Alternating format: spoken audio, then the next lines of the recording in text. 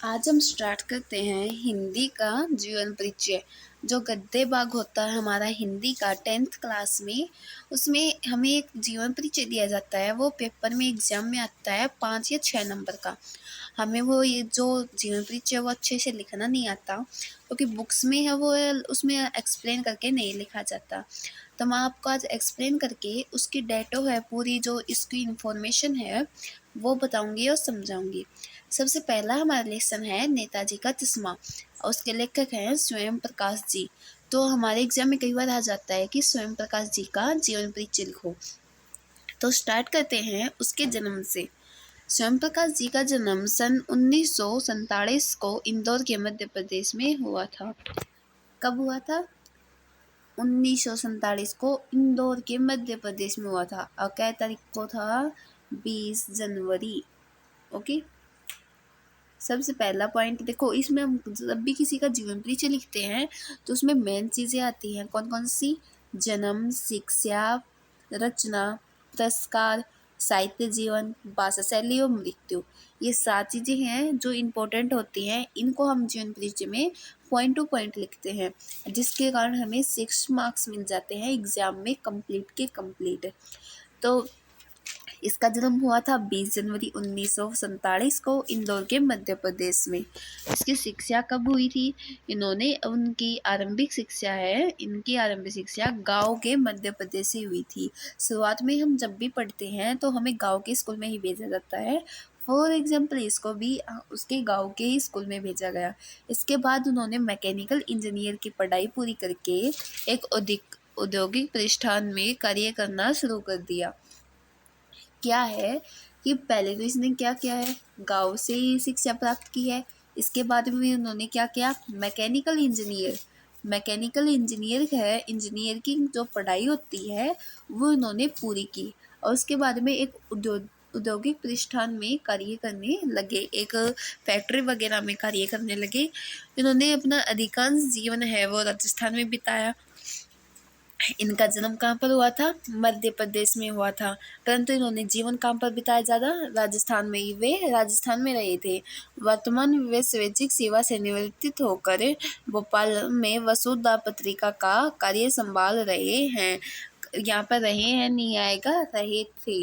Okay, क्योंकि क्या उनकी तो डेथ हो गई। डेथ होने के बाद में हम वाक्य को चेंज करते हैं ना, पास्ट में आता है।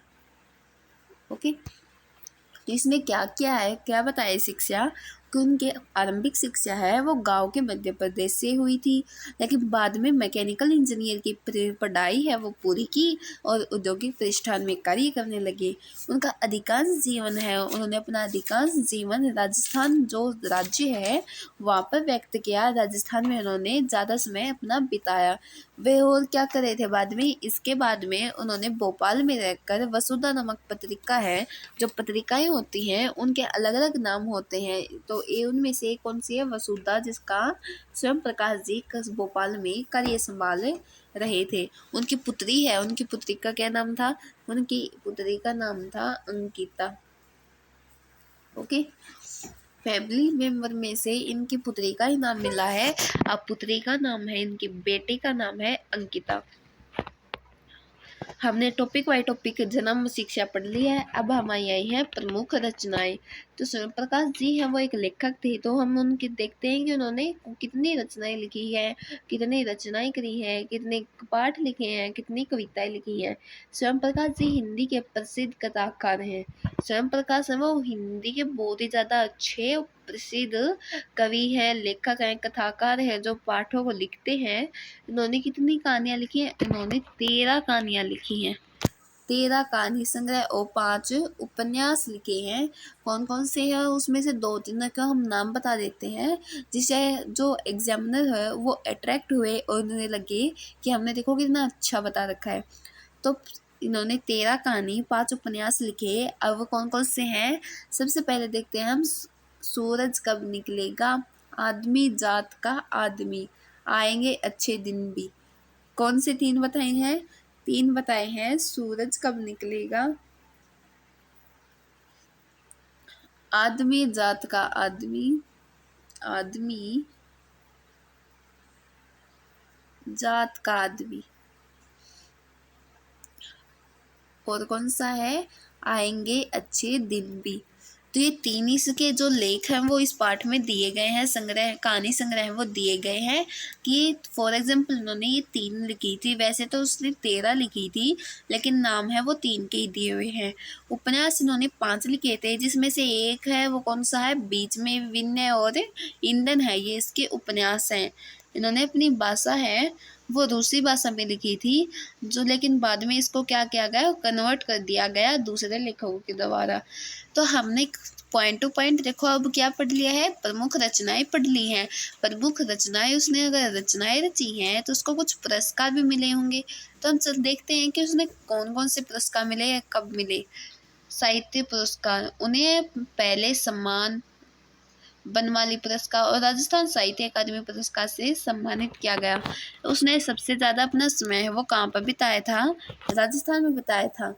और राजस्थान साहित्य अकादमी पुरस्कार से भी उसको सम्मानित किया गया था और बनमाली पुरस्कार से भी उसको सम्मानित किया गया था। और 2011 में आनंद सागर कथाकर के से भी इसने जो वो होता है क्या, पुरस्कार भी दिया गया था। 2011 में कौन सा, आनंद सागर और बनमाली पुरस्कार, और कौन सा, राजस्थान साहित्य अकादमी पुरस्कार।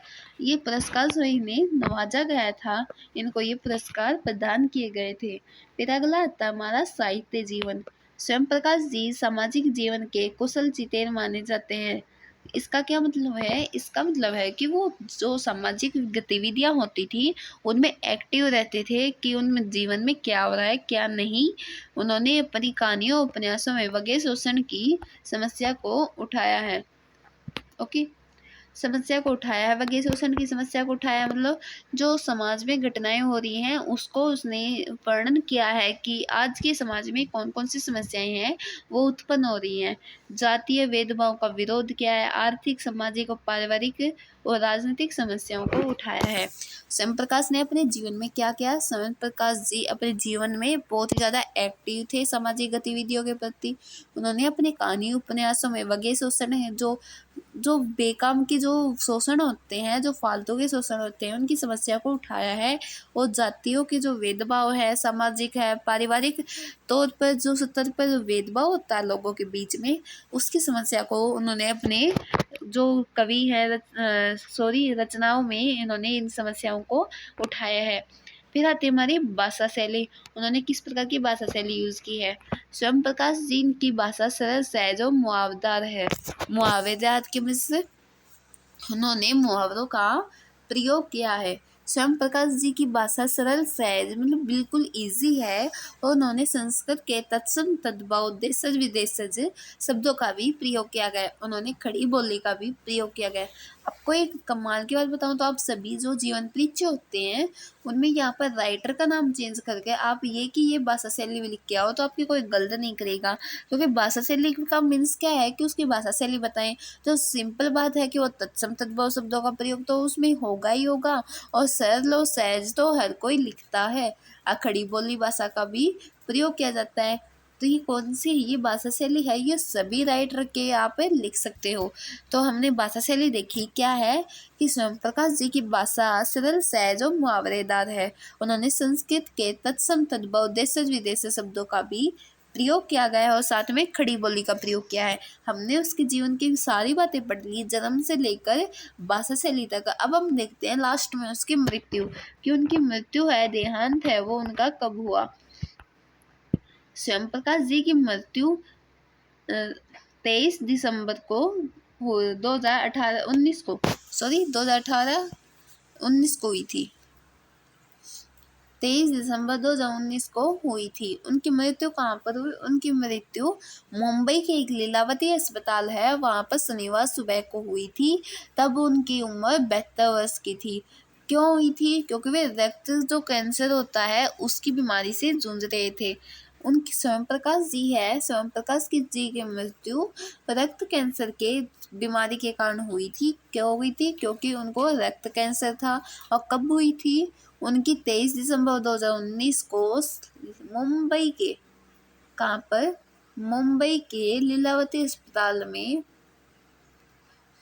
सुबह शनिवार को उनकी मृत्यु हो गई थी, वो इस संसार को छोड़कर चले गए थे। तो हमने जीवन परिचय में जो हमारे 7 पॉइंट्स है जो हमने काउंट किए थे वो कंप्लीट्स पढ़ लिए हैं। इसी प्रकार आप जीवन परिचय करके आते हो तो आपके एग्जाम में मार्क्स कटने का नंबर होता ही नहीं है, चांस नहीं है बिल्कुल भी। तो हम आगे अलग वीडियो में फिर आगे के जो जीवन परिचय हैं वो भी पढ़ेंगे। हमारे इसलिए चैनल को आगे देखने के लिए हमारे चैनल को सब्सक्राइब करें और सबसे पहले वीडियो देखने के लिए पाने के लिए बेल आइकन को दबा दें।